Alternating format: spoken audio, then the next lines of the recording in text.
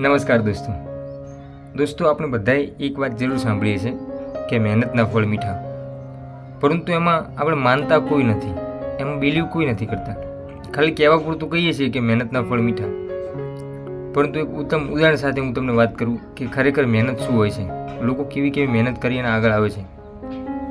સુંદરગઢ નામનું એક નાનકડું ગામના તમામ લોકો ખેતી પર નિર્ભર. એમનો મુખ્ય વ્યવસાય ખેતી. અમે એક બાબુલાલ કરીને ખેડૂત, ખેતી નાની કરે, બહુ વધારે એમની પાસે જમીન નહીં, પરંતુ બીજા કોઈ વ્યક્તિઓની જમીનની અંદર પાર્ટનરશિપ કરીને ભાગે રાખે અને એવું કંઈ પણ નાનું મોટું, ટૂંકમાં ખેતી વધારે કરે. પોતે મહેનત કરવાવાળા એકલા. રાજુ કરીને છોકરો, એમનો નાની ઉંમરનો, એ ભણવામાં થોડો વીક, પણ ગામની નિશાળની અંદર શિક્ષણ મેળવે. કેમ કે ઊંચું શિક્ષણ મેળવવા માટે શહેરમાં જવું પડે ને શહેરમાં જવા માટે એટલી પૂરતી આવક નથી. તો એ બાબુલાલ ખૂબ જ મહેનત કરતા, ખૂબ જ એમ કહેવાય કે સારી એવી જે પોતે મહેનત કરે ને, કોઈ તડકો નહીં જોવાનો, ઠંડી નહીં જોવાની, વરસાદ નહીં જોવાનો, એ પોતે એમની મહેનત અવિરત રાખે. તો ગામના લોકો ટીકા કરે કે શું છે આ વ્યક્તિ, એમ આટલી બધી મહેનત કરે છે છતાંય બે પાંદડે થતો નથી, આના કરતાં કંઈક અલગ રસ્તો અપનાવે તો આ જલ્દીથી એમ કહેવાય કે આગળ નીકળી જાય. અને આ તો એમ કે ગધા મજૂરી છે, ગામના લોકો એવી ટીકા કરતા. પરંતુ બાબુલાલે એ ટીકાનું જરાય પણ મનની અંદર સંકોચ કે કંઈ રાખ્યા વગર એમની મહેનત અવિરત રાખતા ગયા. ધીમે ધીમે એમના છોકરાને રાજુને એમને સિટીની અંદર, શહેરની અંદર ભણવા માટે મૂક્યો. રાજુ પણ એના પપ્પા બાબુલાલ જેવો ખૂબ જ મહેનતુ.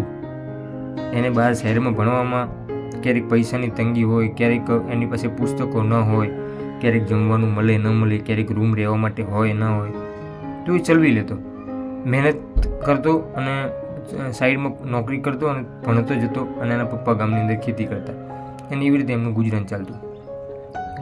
પછી ધીમે ધીમે રાજુ એન્જિનિયરની અંદર એ પોતે એની અંદર એને ફોર્મ ભર્યું અને પોતે એન્જિનિયરનું ભણવાનું ચાલુ કર્યું.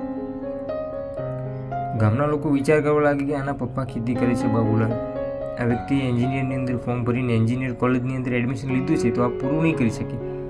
ભણવામાં પણ એમ પણ એ વ્યક્તિ થોડો વીક છે, થોડો નબળો છે ભણવામાં, તો એ નપાસ થશે, તો આ પૂરું નહીં કરી શકે, એવી લોકો ટીકાઓ કરતા. પરંતુ એ રાજુએ મહેનત અવિરત રાખી ભણવાની અંદર. એના પપ્પા પાસેથી પૈસા લેવાનું એને બંધ કર્યું, પોતે સાઈડમાં નોકરી કરતો. એ એન્જિનિયર કોલેજમાં એને એડમિશન લીધેલું, એ એડમિશન લઈ અને પોતે સાઈડમાં ભણતો, સાઈડમાં નોકરી પણ કરતો. બંને કામ સાથે કરતો ગયો. પોતે પોતાની રીતે મહેનત કરી. એના પપ્પાની પણ ઉંમર થઈ હતી, એમનાથી કામ બહુ થાય નહીં.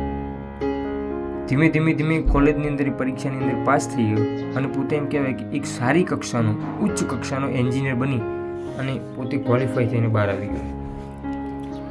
ગામના લોકો વિચારવા લાગે કે આ વ્યક્તિ કંઈ હતો નહીં, ભણવામાં નબળો હતો, આગળ આવી ગયો, એની પાછળનું રાજ શું છે? હવે વ્યક્તિઓને તો તમને ખબર જ છે, વ્યક્તિઓ આમ પણ બોલે અને આમ પણ બોલે, બંને બાજુ બોલે. જેવો એન્જિનિયર થઈ અને રાજુ ગામની અંદર આવે, લોકોની વાહવાહી કરે, વાહ રાજુભાઈ, તમે તો ખૂબ સારા એવા એન્જિનિયર થઈ ગયા ને, તમે તો આમ કર્યો ને, તમે તો તેમ કર્યો ને. હવે એના એ જ લોકો એની ટીકા કરતા હતા, એના એ જ લોકો એને સારી રીતે વધાવે છે. તો મારો કહેવાનો મતલબ એ છે કે મહેનત કરેલી ક્યાંય વ્યર્થ જતી નથી. મહેનત આજે નહીં તો કાલે એનું ફળ ચોક્કસ મળે છે. આપણે જો મહેનત નહીં કરીએ તો હંમેશા તકલીફ રહેશે. માટે મહેનત કરતા રહીએ, મહેનત કરી પોતાનું જીવન સારું એવું બનાવીએ અને જીવનની અંદર આગળ વધીએ. આ એક સરસ મહેનત સંદેશ સાથે દરેકને મારે જય માતા.